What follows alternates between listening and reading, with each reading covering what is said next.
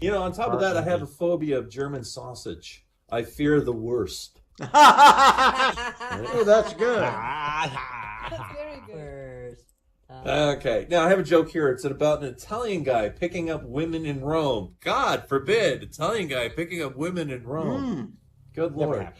You know that Italian men, they live with their moms until they're practically in their 40s. They're a group of people like this. They're bachelors for life, right? They stay at home, they live with their mom, and women still find that attractive. Why? I have no idea. Why can't people be like that in Canada and North America? I could finally get a girlfriend.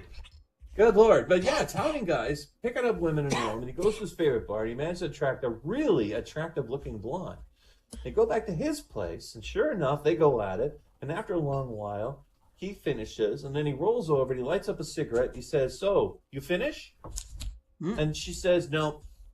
It says, well, okay, ready to go for another round. He puts out the cigarette, rolls back on top of her, has his way again. And after lasting longer, he rolls over, lights another cigarette, and he says, "So, you finished?" And she says, "Nope." The guy's kind of stunned, saying, "Geez, what does it take to fat seven? All right, have another go at it." So he's got his macho pride. So once again, he puts out a cigarette, and he entertains the lady for, a while. And this time, with all the strength he can muster up, he barely manages to end the task. And as he does, after expending quite a bit of energy, he's barely able to roll over, and he reaches for a cigarette, and he lights it again, and he says, "So, you finish?" And she says, "No, actually, I'm Swedish." Swedish. He's Swedish. Yeah. Now, I found a Canadian joke for everybody here. Because I'm Canadian. I like to tell Canadian jokes. Hopefully, you'll all get this. You probably would appreciate better. And by the way, is there anybody here besides me who's Canadian? Anyone? We used to have a couple here at least. Like, I know that Eddie's Canadian. Eddie's not doing his racing thing anymore. Unfortunately, he's not here tonight. No, all right. Don't worry. You will get this. It's not like, hey, the moose and the beaver walk into the forest and accidentally step on, I don't know, and a Canadian would laugh at that and you wouldn't get it. You'll get this one. All right. So an Ottawa man dies and he goes to hell. Ottawa. Now, Ottawa is the capital of Canada, by the way, in case you didn't know. When he gets there, the devil comes over to welcome him to hell. And the devil says, "Sometimes it gets pretty uncomfortable down here," because, that's the point. The man says, "No problem, I'm from Ottawa." The devil goes over to the thermostat and he turns the temperature up to 100 and the humidity to 80. Then he goes back to the Ottawa man, sees how he's doing. To the devil's surprise, the man's doing fine. He said, "No problem, it's like Ottawa in June." So devil goes back over to the thermostat and he turns up the temperature to 150 and the humidity up to 90. And he goes back over to the Ottawa man, see how he's doing. He's sweating a little. Looks a little uncomfortable. He says, "No problem. It's Ottawa in July." All right? So now, sorry. I'm not throwing up. I'm not that drunk. I'm just belching. Devil goes back to the thermostat, turns the temperature up to 200 degrees. And the humidity up to 100, which basically means it's raining. It's raining steam. Right? He goes back to see how the man is doing. The man is sweating profusely. He takes off his shirt, but otherwise, he seems fine. He says, "It's Ottawa in August." So the devil is really perplexed, and he goes back to the thermostat. He turns the temperature down this time. Down. It's like, okay, too hot's not good enough for you. Let's make it go the other way. So he turns it down to minus 150 degrees. Immediately, all the humidity in the air freezes up, and the whole place becomes frigid, a barren, frozen, deathly cold wasteland. Then he goes back to see how the Ottawa man is doing. And he's shocked to discover the man is jumping up and down, cheering in obvious delight.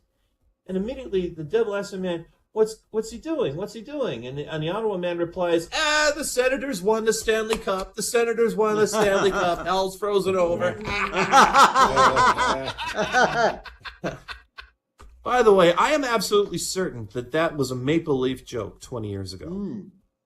I can't prove it, but I'm pretty certain it was. Yeah. All right.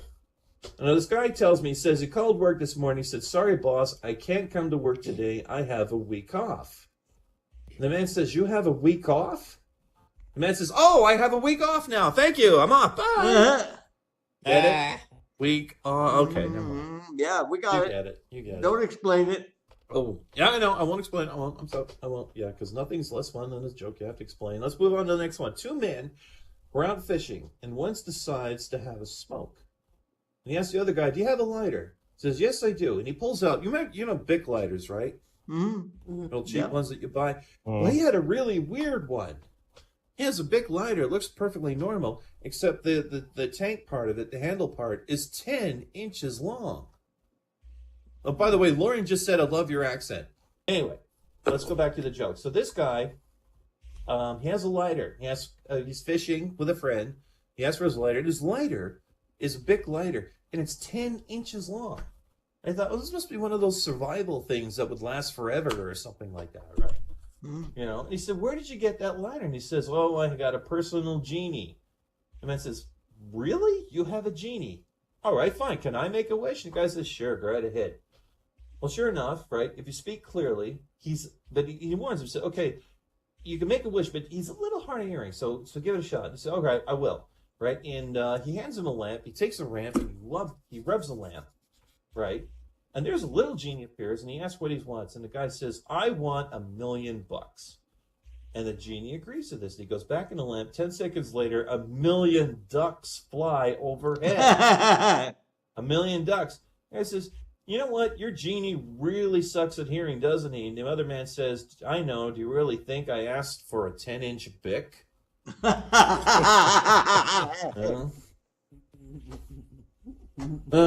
You know what the difference is between my penis and my jokes?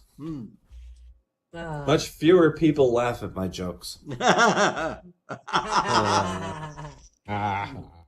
Here's a guy who says his wife told him, he told his wife, he said, I want to try anal. And the wife said, fuck that shit. The guy said, yeah, that's the spirit.